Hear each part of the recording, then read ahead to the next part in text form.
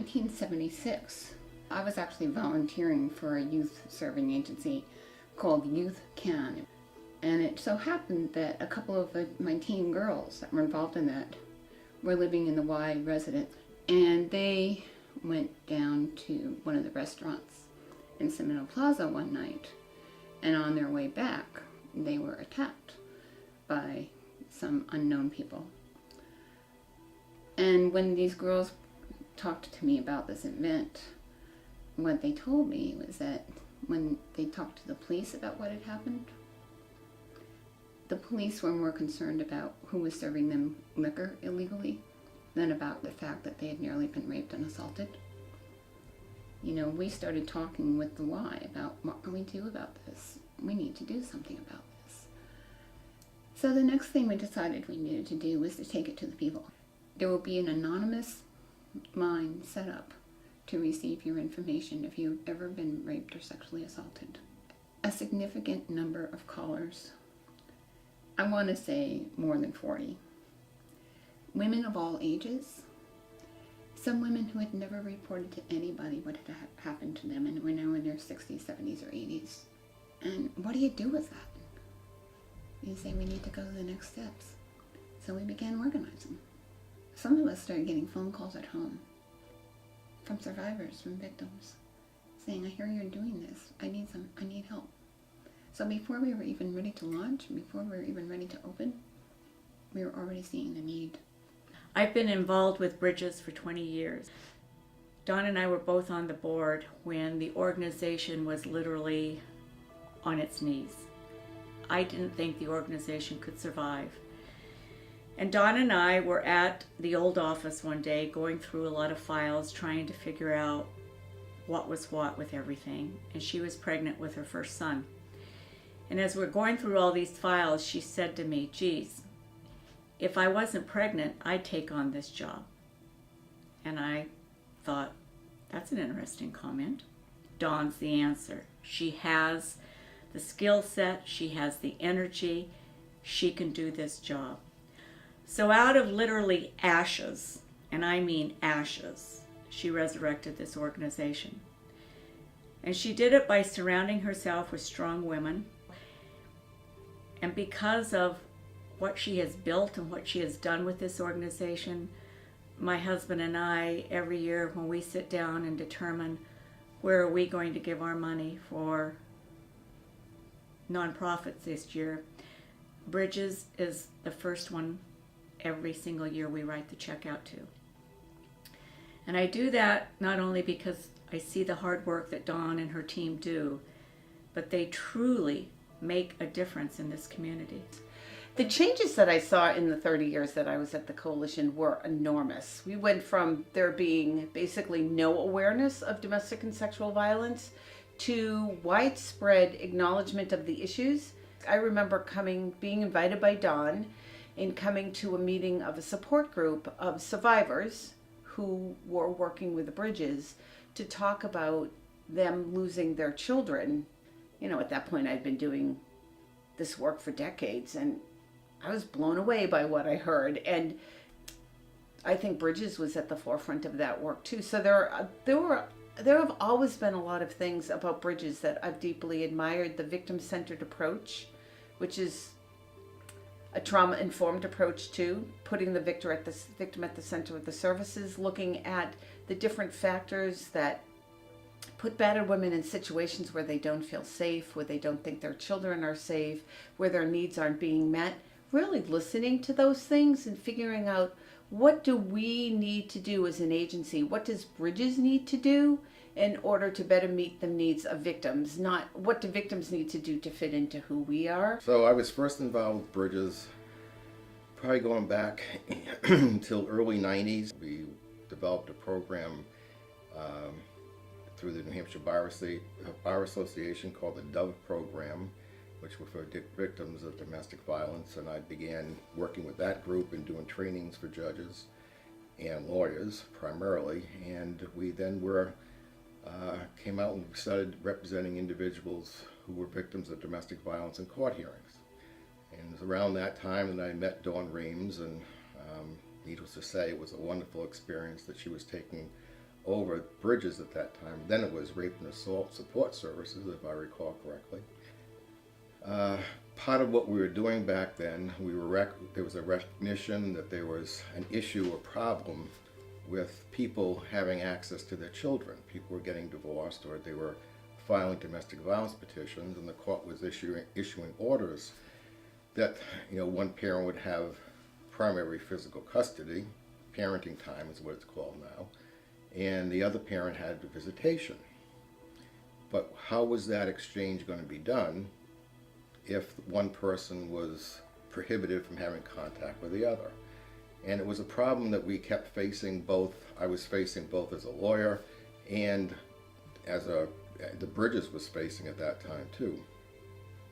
So we developed what was called back then a coordinating council, and Greater Nashville Mental Health Center, I'm dating myself, community council back then was involved.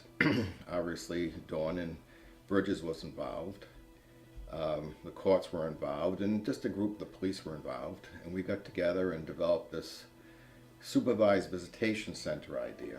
Be able to bring the child there, and we would do supervised exchanges or supervised actual visitation at the center. Before that, the exchange would take place in fast food parking lots or police stations parking lot, and it just wasn't working. So this was a great alternative. It survives till today, and it's flourishing. It's still being used very, very often, and Bridges was very much involved in the forefront of that effort, certainly. I also, now that I'm a judge, I deal with people on a regular basis in court who are victims of domestic violence. And these hearings can be very difficult for everyone involved, particularly the victim. And it is so beneficial to see the victim in the court, who is typically very nervous. Many have never been in a courtroom before, with the person that's allegedly perpetrating this violence against them and control over them, to have somebody there, sitting there with them, advocating for them. It's just such a wonderful thing that Bridges provides that service to people, where they're not going to be alone in this very stressful, tense, frightening situation. They have someone who's going to explain the situation to them, what's going to happen, and sits with them, and sits at counsel table, as it's called, where the lawyers are, sits there with them and supports the person. It's a tremendous service that is provided by Bridges for victims of domestic violence. So I started with Bridges in 1996, came on board because at the time they needed a treasurer. I'm a CPA, so that was a nice natural fit, and walked into a virtual train wreck. Don Reams, who's the executive director now, was on the board with me as well, and so we had an organization that 20 years in was on the verge of maybe going out, and so everybody rallied around, and we were able to resurrect it. And over the last 20 years, Don's commitment, along with the other people on his staff like Jane and the other volunteers and the staff members, have resurrected the organization and turned it into a powerhouse now that it is. And I feel that Bridges over the last 20 years socially, we've seen domestic violence and sexual assault become more relevant and more publicized, but we've also seen the treatment that the perpetrators receive, and you know, a rapist gets 6 months because he has a college career that they're really concerned about. Things like that just horrify me. I think we value the wrong things in this country a lot of the times, and I think that we blame the victims a lot, and I think this organization does a great job of educating the youth as to what's appropriate behavior, what isn't appropriate behavior, and what steps they can take when behavior is inappropriate. And that's just so important to me and for the future of this country, that I would do anything I could. We try to teach our kids about giving, so we select a family every year.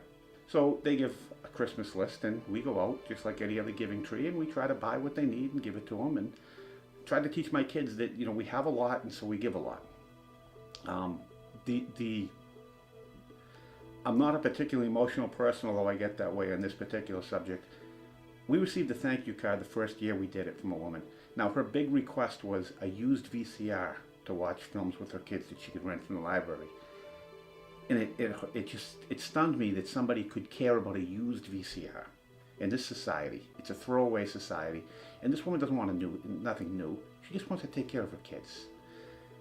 I got a thank you note from this woman that made me cry, and I don't cry easily. I'm pretty heartless.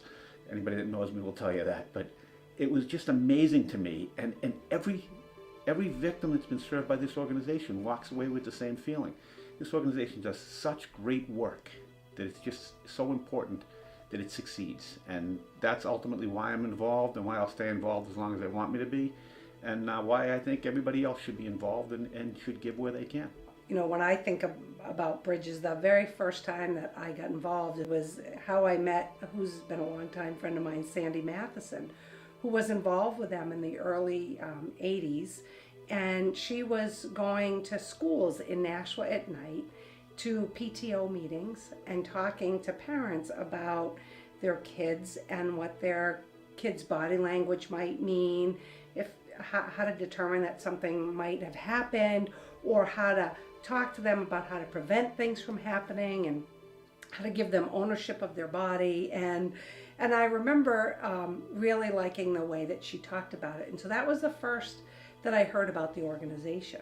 And not long after that, I was elected into the New Hampshire House of Representatives, and I served on the Judiciary Committee. And there were a group of women that would come and advocate and talk about the different things that were going on and what they were seeing and what the experiences were of the clients coming in. I'm just such a huge fan of the organization, and sadly, you know, they continually are having to fight for funds that are taken away. And it makes it really hard when you have all the competing interests, and somehow, you know, they seem to overcome that hurdle. But over the years, and it was really devastating to me while I was mayor, to see them lose some of their key positions simply because there wasn't the funding to keep them in place. And you know, I felt more powerless as mayor to help than I did as a state legislator to help. And when I think about this organization in the city, and if it wasn't here, I think about the thousands and thousands of people in 40 years that would still be broken in their hearts, that would have a different life because they did not have a safe place to go and talk about what their experience was, have somebody understand it and not judge it and try to help them get on the right path. We would be a very different place, and maybe not how people might recognize us as a city as a whole, but the people that are in it. And of course, what makes a city what it really is, the people that are in it. And so I can't imagine the hole that would leave in this city.